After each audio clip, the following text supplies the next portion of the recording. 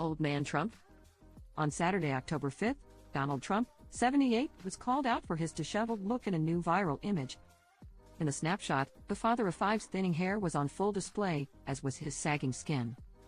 In response, trolls dissed the Republican nominee on X, formerly known as Twitter. Trump looks like an old sack of balls, one user penned, while another replied, because he is an old sack of balls. Literally. Yuck, a third person said, while another echoed, nasty. He looks like he won't make it to Election Day, one more individual pointed out. As OK previously reported, Trump's old age has caused tons of concern as to whether he will have the mental acuity to potentially run the country for the next 4 years.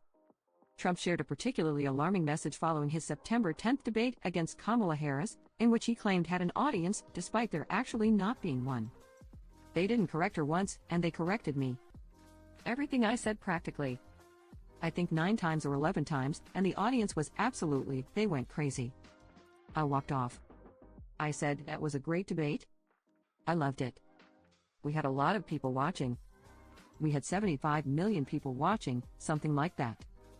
You have to do well, you can't do badly, the convicted felon told Fox News host Greg Gutfeld on the September 18th episode of Gutfeld.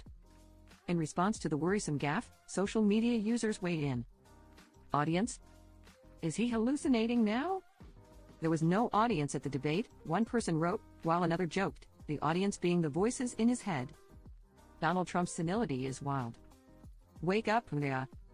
The old man needs to go into a home, a third individual declared, as a fourth teased, let me help him. He meant to say, and my imaginary audience went crazy.